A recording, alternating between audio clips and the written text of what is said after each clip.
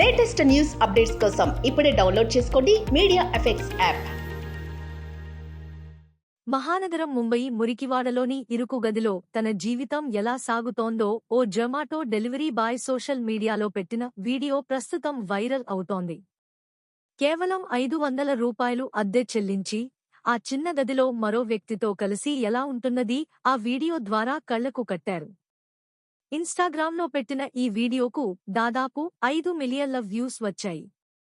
ఈశాన్య రాష్ట్రాలకు చెందిన ప్రంజయ్ బోర్గోయరీ అనే యువకుడు ఉపాధి వెతుక్కుంటూ ముంబైకి వచ్చి జొమాటో డెలివరీ బాయ్గా పనిచేస్తున్నాడు.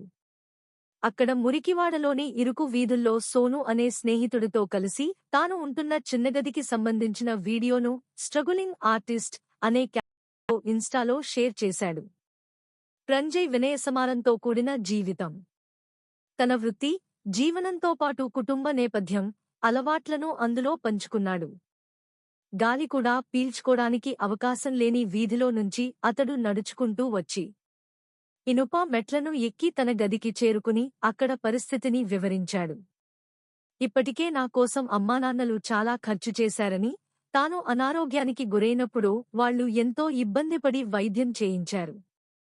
వాళ్లపై ఆధారపడి ఇంకా కష్టపెట్టడం నాకు ఇష్టం లేదు అని చెప్పాడు.